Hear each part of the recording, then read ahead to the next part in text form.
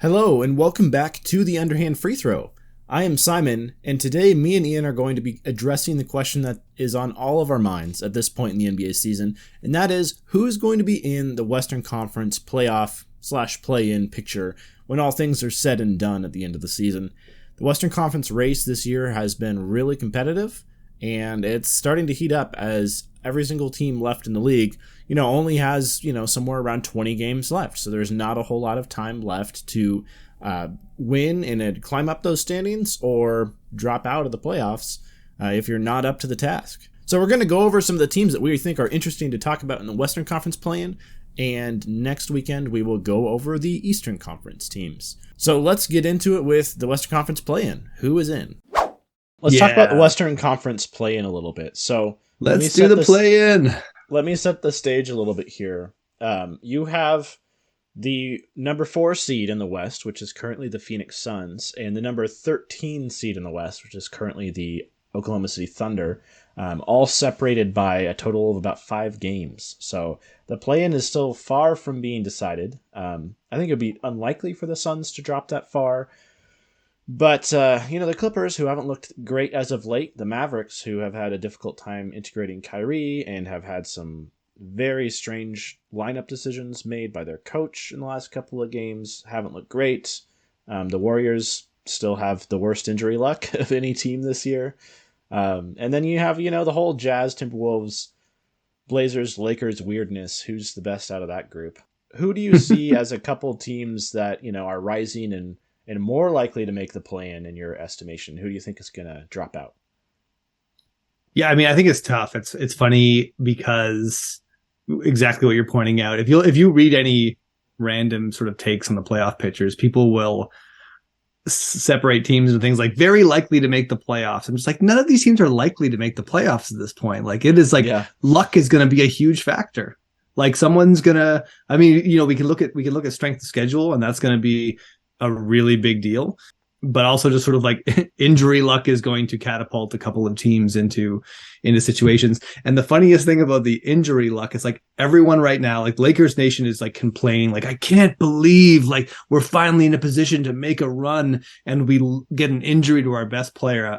I'm looking at this playoff race and I'm like, you realize every single team around you is also playing without their best player. The Pelicans don't have Zion Williamson. The Warriors don't have Curry. The Wolves don't have Cat. 2 other teams in this race were supposed to be tanking this year. I'm talking about OKC and the Jazz.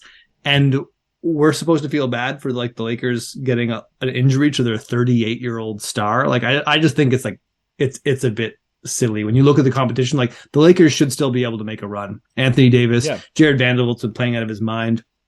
D'Angelo Russell's good. They got scoring, they got shooting, they've got defense. Like, when you look at the competition, everyone I just listed, like, the Lakers should still expect their team to rise up and make the play-in at the very least. Now, the Lakers and the Oklahoma City Thunder, who's the Lakers, the Thunder, and the Pelicans have the easiest schedules going forward as well. So I would look at them as the most likely to surge, like, just based off of that. Like, speaking of teams that do have their best player, I don't know if we can. SGA has been missing games for reasons that remain unclear, but Portland and Lauri Markkanen's still out there, so been one of the healthiest players in the NBA this year. Yeah, legit all-star level players. Dame and SGA, like, legit will make some MVP ballots this year. Lauri Markkanen's been amazing.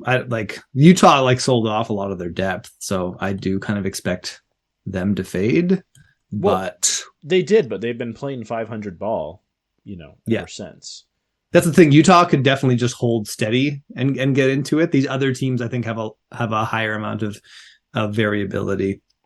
Phoenix has a tough schedule. Minnesota has an awful schedule. Like, we're not making the play-in. It's like book it right now. I said it, like, Minnesota is falling out of the play-in. So Utah, enjoy our lottery pick this year. Unless something crazy happens, like, unless there's this has been a very up and down team, so they could, flip back to having a nice stretch, but I'm not counting on it. I'm already licking my wounds from this awful season of Timberwolves basketball. Let's go down the list really quick. So, you said the Suns have a tough schedule. Would you still bet on them making the playoffs in some capacity, whether it's a guaranteed spot or through the play-in? Yeah. Clippers? I mean, I think the Clippers have this high variability too, and they brought in Russell Westbrook, and this is also just like a team that plays like the Kawhi is still the like culture of that team, which means just like this heartless robot that who knows? I don't know. But yes, I think the Clippers will make the playoffs. Yeah, I get. Someone's gonna have to explain to me why Terrence Mann, who's been their third/fourth best player all year, is just not playing anymore. And Russell Westbrook is still out there in crunch time. Yeah, what's with the Marcus looking Morris completely lost every single time he hits a screen or anything.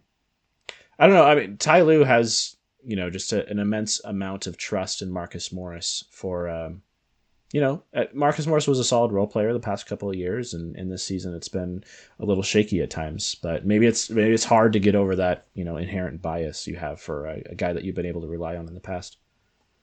I need to hear from some sort of Marcus Morris believer out there. Like, I just only hear from people who want him out of there. It's become so popular to say that Marcus Morris needs to at least go to the bench or stop playing almost 30 minutes a night.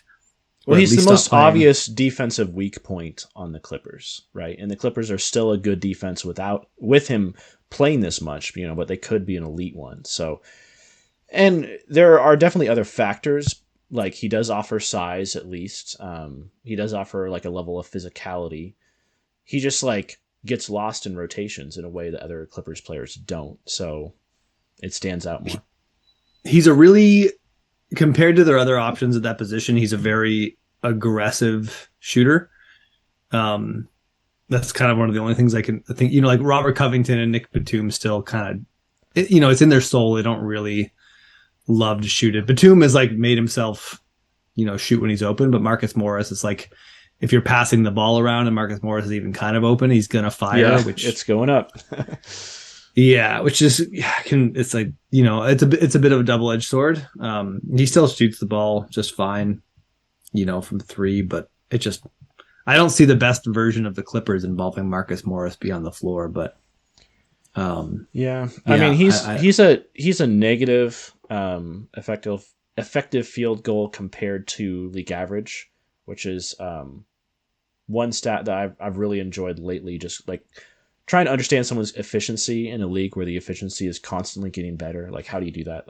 You compare their relative efficiency to the league average, and Marcus Morris is a negative, and he shoots a lot. So, and he seems to be a negative defensively as well. So yeah, I mean, I don't quite understand it, but I guess we'll see how things shake out in the playoffs, because that's where your weak points are going to get exposed the most and where adjustments are the most important. Whereas, all these teams are still experimenting to an extent in the regular season. I also want to say one more thing. Yeah. Because it's such a tight playoff race, but coaches are still running some strange lineups. Yeah. I want to also point out that Kawhi Leonard has played 3 overtime sessions in the past this week. I'm just pointing out that the poster boy for load management is averaging over 40 minutes per game for the last 2 games, and I don't think that the Clippers love to see that, but it's got to be, it probably speaks well to his health that the team is even willing to let him do that. So yeah, I mean, I'm totally down to get to watch. If we get peak Kawhi in the playoffs again, I'm excited to watch that, because it is fun. But my heart has mostly moved on.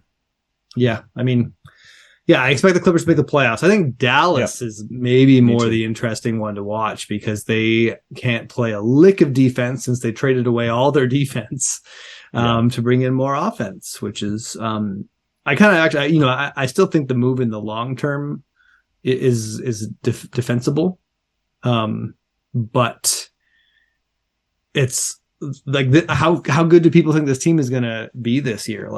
They just completely cut their defensive legs off of. Now Maxi Kleber is coming back, And that if he can come back and play serious rotation minutes, that is going to plug up some holes for them. He's a tremendous defensive player. I don't think that moves the needle for them in sort of like the championship picture, but maybe stops the bleeding in terms of getting into the playoffs. But I don't know. We'll see. They also have the easiest remaining schedule in the Western Conference, I think. Like, they should a lot of home games. They only have 3 back-to-backs remaining the whole season, where lots of other teams have like 6 or 5 or 4, and they only play 9 more games against teams that are currently over 500. Yeah. Well, I mean, I think another player that's important not to sleep on is Josh Green, who's developing into a really good perimeter defender. And talk about guys who are just twitchy athletes. Like, Josh Green plays like he's just a ball of like nervous energy all the time. It's like kind of fun to watch him. He just, looks like he's just filled with, potential every time he has the ball. You're not sure when he's going to explode. But he was really like that even before he was good too. Like even when he was kind of a confusing player that passed up like layups to like dish it to the corner or whatever. In his first couple seasons, he was still like hectic and interesting at the very least. He had a couple big games right after the Kyrie trade, like that got Mavericks fans excited. He's come back to earth since then and has gone back to the bench. But yeah, I mean, still definitely a player to keep an eye on. But I mean, I think if Dallas makes the playoffs, it could just be because they had an easy schedule. But New Orleans also has a really easy schedule. So they could, if they can just stop the bleeding for 1 second, I think they're in a good position too. I think they have enough offensive juice to, be an above 500 team the rest of the way, and I don't think it'll take more than that to make the playoffs, right? So, who do you want to make the playoffs in the West? Well, Portland, besides Portland. I mean, the homer pick is the main one. I really want to see the Suns in the playoffs. Don't really have many worries of them not making it. And I will say the Warriors, I've been kind of down on the Warriors all year just because, like, I understand where this is coming from, but there's so much like institutional trust in the Warriors that almost everyone talks about basketball has. Like, you'll still see people to this day, even though them making the playoffs is a very uncertain thing at the moment, just be like, oh yeah, if the Warriors make it into the playoffs in any shape or form, like they're coming out of the Western Conference, they should be the favorites. And I don't agree with that. So I've had a difficult time thinking about the Warriors this season, but I mean, I still do want to see them in the playoffs. I've been a lifelong Klay Thompson fan since we have the same alma mater. And I still love watching Curry, even though I've definitely rooted against the Warriors at times. They swept my Blazers in our only recent Western Conference Finals appearance. So I'm not always a fan of the team, but I do love watching them. And I do love that they kind of had that opportunity to flip the switch last year, getting Draymond back and healthy. They had like a defensive drop off the second half of the season when Draymond wasn't playing, right? Because of, I don't remember what the injury was, but he missed, like a good chunk of the season. But like he came back and rounded into form right as the playoffs were starting, and they just turned into a defensive juggernaut once again. So, I love to see teams that are kind of questionable offensively still win in the playoffs. It makes for more fun matchups. It happens. Things tend to tilt back a little bit more defensive, at least in the playoffs. I'm not high on the Warriors, but I was low on them last year, and they won the title. So yeah, for whatever reason that still didn't like inspire the faith in me. I still, when they started the season slow, I was like, I just went straight back to like, yeah, they're done. They're not good anymore. I said that all last year, and they won the title. So yeah, I don't expect the Warriors to finish strong, but hey, what do I know? I've already taken a pretty big L on this subject. So I really want OKC to make the playoffs. They're last of this whole group right now, and they have a really tough schedule.